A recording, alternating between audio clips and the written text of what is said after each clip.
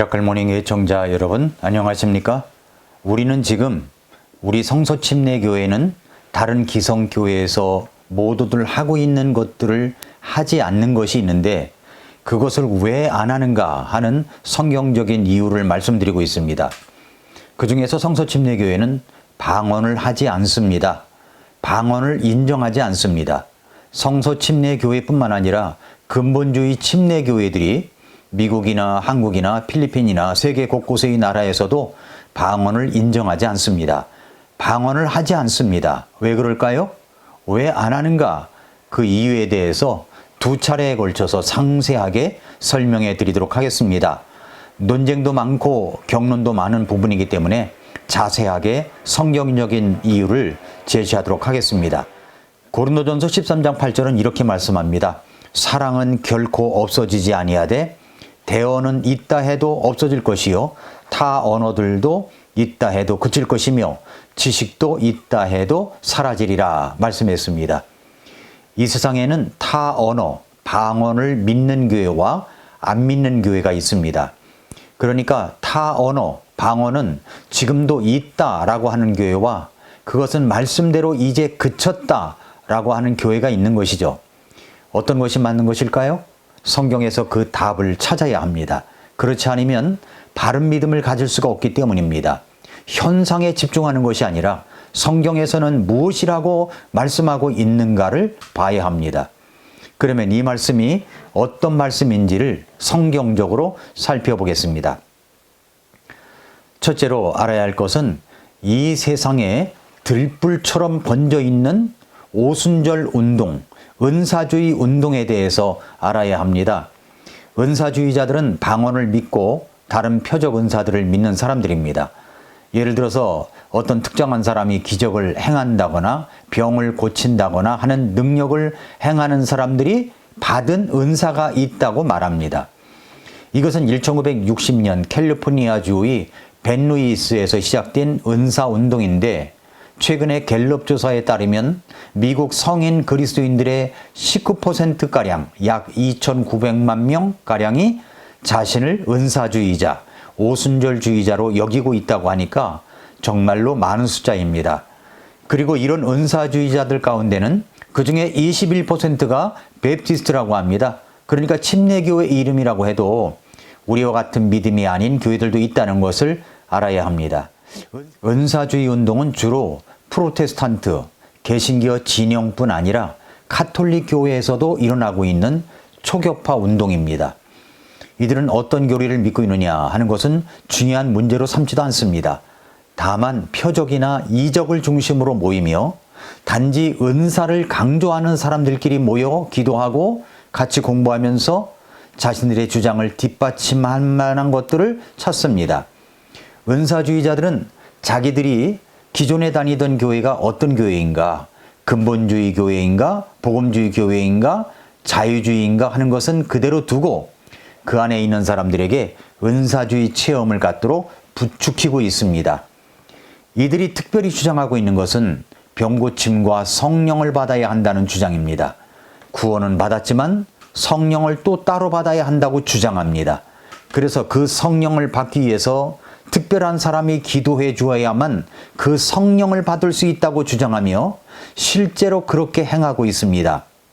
우리나라에서도 대표적으로 강북에 있는 동부이신동에 있는 어느 장로교회인데 거기에 건대 교수라는 분이 한 분 있습니다. 그는 은사운동을 벌이고 자신이 이마를 치고 기도하면 어떤 사람이 뒤로 넘어가면 성령을 받는 것이라고 주장하며 행하고 있습니다. 이것은 완전히 잘못된 가르침이요 행위입니다. 성령은 언제 어떻게 받습니까? 누가 기도해주고 이마를 치고 기도한다고 받는 것이 아닙니다. 그렇게 했다고 병 고치는 게 아니에요. 성령은 바로 내가 예수 그리스도를 믿고 구원받을 때 받는 것입니다. 거듭날 때 성령님께서 내 안에 들어오시는 것입니다. 구원받은 모든 그리스도인은 이미 성령 침례를 받은 것입니다. 구원받고 나서 성령을 받기 위해서 애쓰게 만들고 간절하게 만드는 것은 완전히 사기입니다. 그런데 한국교회는 이런 사기들이 얼마나 많은지 모릅니다.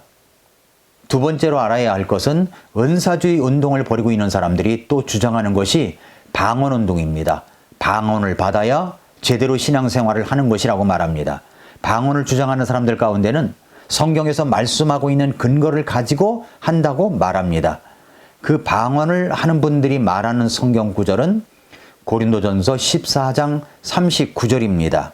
39절에 보면 그러므로 형제들아 대언하는 것을 사모하고 타 언어, 방언들로 말하는 것을 막지 말라 이 말씀입니다.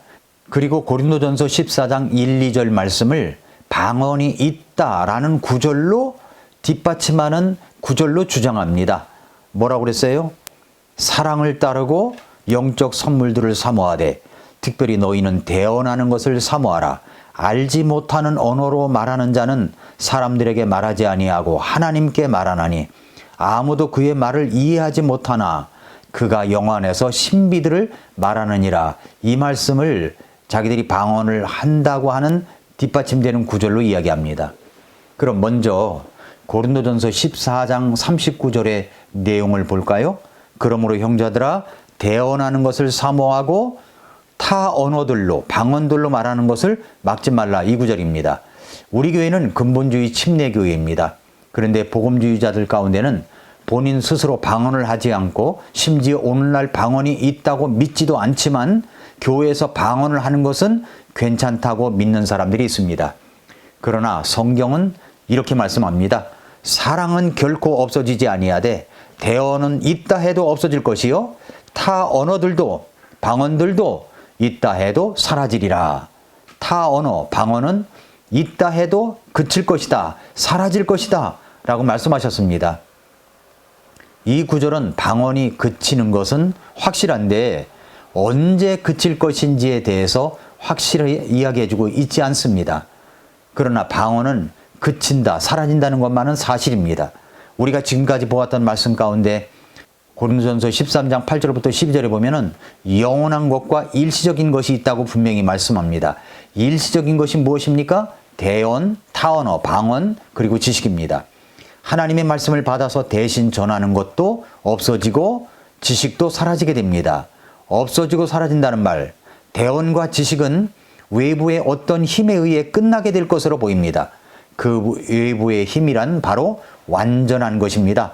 완전한 것이 오면 대언과 지식은 그치게 될 것입니다.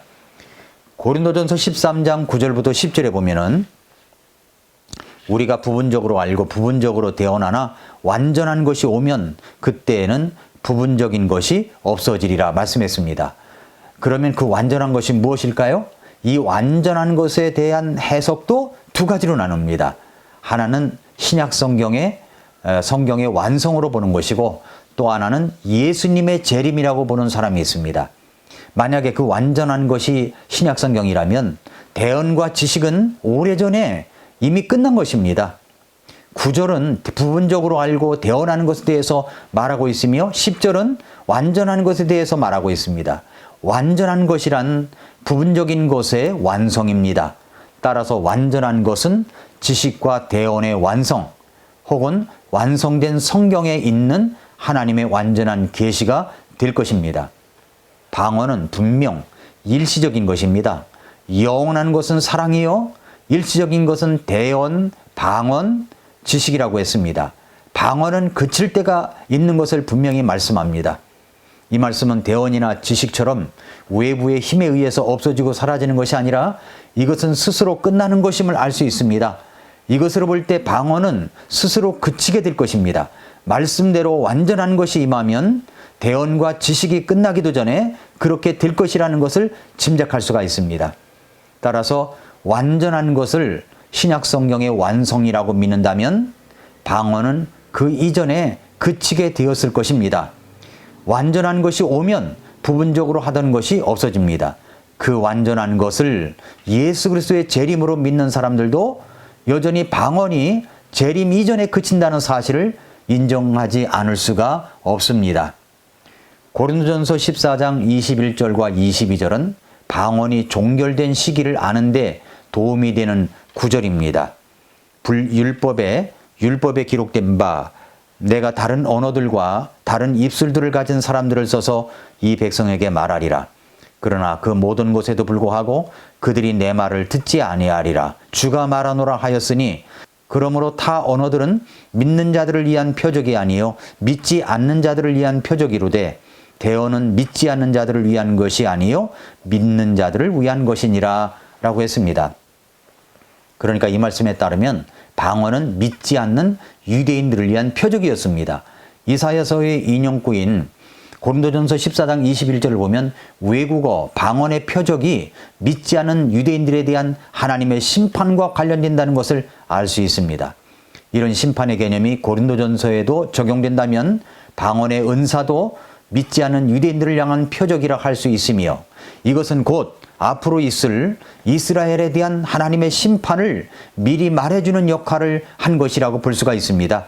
결국 주후 70년 하나님은 이스라엘 민족에 진노를 부으셨으며 이때 로마 군대가 예루살렘 성을 파괴하였고 이스라엘 민족은 사방으로 뿔뿔이 흩어지게 되었습니다. 이런 식으로 따져보면 방언은 주후 70년에 지식과 대언은 주후 90년에 각각의 목적을 다 이루고 그치게 되었습니다. 역사를 공부한 사람이라면 방언이 2세기나 그 이후에 정통교회에 존재하지 않았다는 것을 쉽게 압니다. 그러나 몇몇 이단들은 계속해서 방언을 실행하고 있었습니다. 목사나 집사의 자격을 보면은 그 자격 중에 방언은 없습니다. 디모데전서 3장을 봐도 디도서 1장을 봐도 그렇습니다. 만일 방언이 교회 시대 전체에 필요한 은사였다면 분명 본을 보이며 양무리를 이끄는 자들은 마땅히 이 은사를 소유해야 할 것입니다. 참으로 흥미로운 것은 방언을 주장하며 이에 대해 설교하는 목사들의 대부분이 자신은 그렇게 하지 않거나 하지 못한다는 사실입니다. 고린도전서 14장 39절은 다음과 같이 말씀합니다. 타 언어들로 방언들로 말하는 것을 막지 말라 했습니다. 이렇게 말한 이유는 방언이 당시 고린도 사람들에게 유효했고 실제 행해지고 있었기 때문입니다. 그런데 이 은사를 오용하는 사람들이 있었고 이로 인해 방언 전부가 금지되는 사태를 막기 위해 이런 경고가 주어졌던 것입니다. 그러나 이제 방언은 그친 상태에 있습니다. 오늘날 방언은 과거 예수님께서 제자들에게 이방인들을 향한 전도를 금하신 명령만큼이나 교회와 무관한 사항이 되었습니다. 이처럼 방언의 은사가 그쳤고 대부분의 교회에서 그 목적, 즉 믿지 않는 유대인들을 향한 표적이라는 목적을 거의 달성할 수 없다는 이 성경적인 이유에서 우리는 은사주의 관행을 우리 교회 안에서 허용하지 않습니다. 또한 방언을 하는 사람과 방언을 하지 않은 사람이 같은 교회에 있게 되면 늘 불화가 일어납니다. 게다가 오늘날 방언은 성경이 말하는 실행의 규정을 거의 지키지 않은 채 행해지고 있다는 겁니다. 대언은 없어졌습니다. 만약에 지금도 대언이 있다면 성경은 지금도 기록되어야 할 것입니다. 왜 없어졌습니까? 이제 그 완성된 성경이 있기 때문입니다. 완전한 것, 성경이 있기 때문에 이제 부분적으로 하던 것, 방언도 그치고 지식도 사라지게 된 것입니다. 방언은 이제 그쳤습니다. 그 방언은 사실 우리가 알아듣지 못하는 이상한 언어가 아니라 실제적으로 타 언어, 외국어였다는 것을 잊지 말아야 합니다. 지금 한국교회에 잘못된 교회들이 하고 있는 그런 방언은 성경에도 없는 방언입니다. 사랑하는 성도 여러분, 애청자 여러분, 우리는 성경 말씀을 그대로 따라가야 합니다. 영원한 것은 사랑뿐입니다. 일시적인 것은 이제 없어지고 그치고 사라졌습니다. 대언과 방언과 지식뿐만 아니라 우리의 생활 속에서도 없어지고 그치고 사라질 것들에 대하여 미련을 두지 마십시오. 다 지나갈 허무한 것들입니다. 오직 하나님의 말씀과 주님의 그 교회를 섬기는 일에 우리의 삶의 중심과 무게를 두시기 바랍니다. 그렇게 행하는 성도들의 헌신된 모습이 천국에서 해같이 빛나게 될 것입니다. 타 언어, 방언은 그쳐졌습니다. 그러나 사랑은 결코 없어지지 않습니다. 사랑은 결코 없어지지 아니하되 대언은 있다 해도 없어질 것이요 타 언어들도 있다 해도 그칠 것이며 지식도 있다 해도 사라지리라. 우리는 왜 안 하는가? 방언에 대한 이야기는 다음 시간에 이어서 계속하겠습니다. 오늘도 미라클 모닝입니다.